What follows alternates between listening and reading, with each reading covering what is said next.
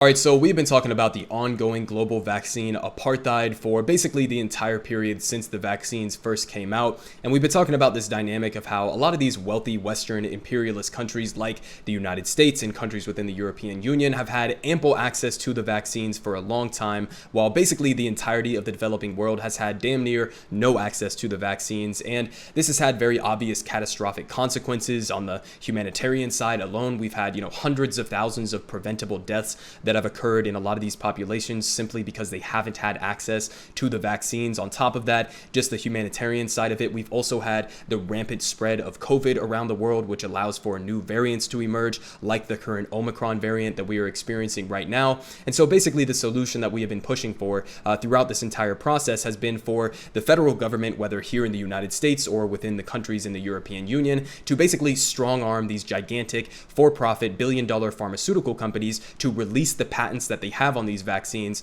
to allow for production facilities around the world to ramp up production of generic versions to distribute to the populations of all of these countries around the world instead of just the wealthy nations. Now, I got a little bit of good news, bad news here for you guys, because we do have a new generic version of a vaccine that was produced by scientists down in Texas who are basically going to be giving this to any production facilities around the world who want it with no questions asked. But at the same time that we're getting this good news, we unfortunately have to put it in perspective of how absolutely pathetic and disastrous the US federal government's response has been in this entire project of trying to get the world vaccinated. So here from Vice, open source vaccines got more funding from Tito's Vodka than the federal government. Okay, a private company, a fucking vodka company, gave more money to the production of a global vaccine that is going to be available to the entire world and could save millions of lives. They got more funding from a fucking private vodka company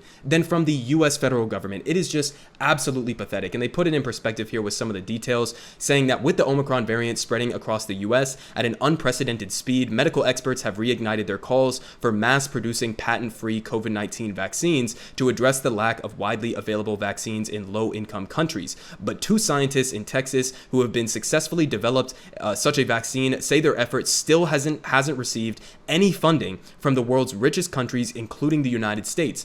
And so Dr. Peter Hotez and Dr. Maria Elena Botazzi, I hope I'm pronouncing both of those correct, are professors at the Baylor College of Medicine and co-directors of the Texas Children's Center for Vaccine Development, where they are renewing their pleas for the US government and other G7 countries to financially support the mass production of Corbavax, the world's first open source patent-free COVID-19 vaccine being distributed at a mass scale. So again, absolutely fantastic news that we finally have a vaccine that actual scientists who want to prioritize public health instead of their own personal profits are willing to give up these patents and willing to help distribute the technology to all of these different production facilities. This is exactly what we have been looking for. Now again, they're sort of lacking the support from, yet again, the US federal government and a lot of these other wealthy countries around the world who are still siding with the major gigantic big pharma companies, basically. So here's what Hotez had to say. He said, the US federal government could tomorrow agree to make 4 billion doses of our vaccine, he told Motherboard, and there is still no roadmap to vaccinating the world. We're doing what we can, but we could do so much more if we had help from the G7.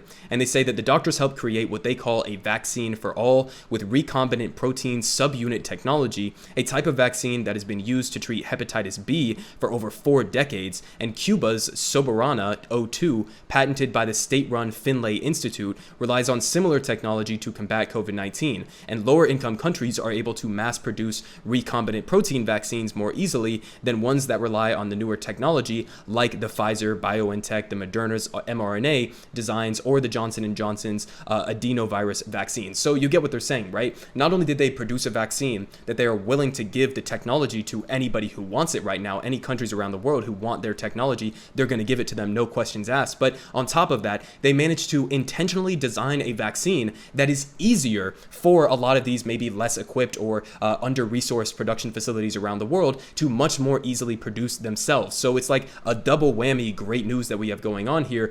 This is something that we absolutely need to be supporting much more aggressively. But they continue here saying that, and unlike pharmaceutical giants, the Texas Center is freely sharing the recipe and the know-how with anyone who asks for it without strings attached in order to, as they put it, decolonize the vaccine vaccine distribution process. So again, absolutely fantastic. They're finally stepping up and doing something that is good for global public health instead of good for the profit margins of these gigantic pharmaceutical companies. But they continue here saying, giving us a perspective of how absolutely abysmal the US federal government's response to this entire process has been, saying that as of late October 2020, the US government had invested $12 billion in vaccine development as part of Operation Warp Speed, and the Texan team invested just $6 to $7 million total to develop Corbavax, all raised through private donations and one $400,000 grant from the National Institutes of Health. First of all, they only spent $6 to $7 million developing that.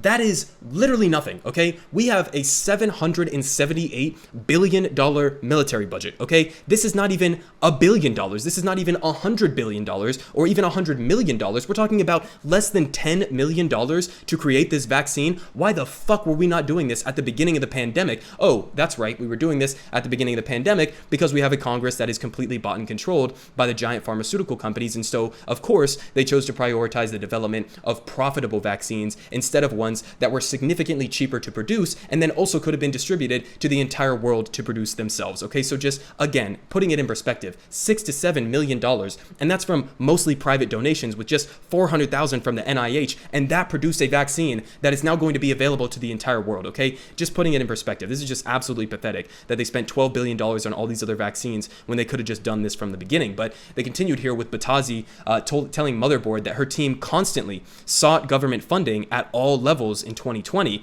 They made pleas during congressional hearings, webinars, and conferences to journalists and through op-eds. The philanthropic arm of the Texas-based Tito's Vodka, which donated $1 million to the effort, has contributed more funds than, again, the U.S. federal government. And the team also met with the Gates Foundation on at least one occasion in the early stages of development, but Hotez said that they couldn't engage them either. Not surprising, we know Bill Gates' role throughout the entirety of the pandemic, and they say that in 2020, Bill Gates bragged about convincing Oxford University not to release its vaccine under an open license, and they say, quote, "In terms of Operation Warp Speed, it was made pretty clear to us that we were not in the running," said Hotez. "It was all about supporting and incentivizing the pharma companies, the multinationals, and focusing on new technologies, and that was a huge source of frustration for us." So again, he's putting it in full perspective, okay? When they did the Operation Warp Speed, which in and of itself, you could say it was, an objectively good thing, a net positive thing, because we, massively ratcheted up the speed at which these vaccines were developed. We got them into millions of people's arms, right? We saved a bunch of lives. That's all great in and of itself, but as a contrast to what could have been done, okay, this is just absolutely pathetic, okay? They were literally going to all of these hearings, going to all of these members of Congress, going to journalists and begging them to give them some support. Again, all they needed was crumbs. They did this with $6 to $7 million. That is absolutely nothing, okay? And not only were they denied by the US federal government, they were also denied by the Gates Foundation, okay, as they continue to pretend to care about public health, right? Bill Gates basically nominating himself to be the public health czar of the world, and we know the perverse role that he himself has played, profiting largely off of the development of these and the protection of these patents from these big pharmaceutical companies' vaccines. Okay, so Bill Gates, he obviously has played a perverse role in trying to protect the patents for a lot of these technologies, and so you see all of the hurdles that they are having to jump through to just do something that is good for humanity. Okay, this shows you the completely perverse nature of allowing the capitalist system to continue at all, but specifically, especially within the healthcare industry, okay? Why the fuck would you ever have a system in which gigantic profitable corporations are able to restrict access to vaccines that could save millions of lives simply to protect their own profit margins, okay? And understand also, it's not as if they had to dump, billions and billions and billions of dollars of their own money and they took this massive risk to develop these vaccines. That's not even the case, because the National Institutes of Health, as well as with Operation Warp Speed, the billions of dollars that they gave in helping to fund and incentivize these vaccines, it was the federal government who was dumping money to help produce these vaccines in the first place. So it's not even as if, these giant pharmaceutical companies who are making billions of dollars off of these, it's not as if they started from scratch and just produced these, amazing new technologies so then they deserve to profit off of them. No, they were using largely previously developed government technology with the mRNA shit, and they were also using largely government funds to help assist and subsidize this entire process, and then we just let them go and privatize it on the back end and profit billions and billions of dollars off of this while thousands of people are dying around the world, okay?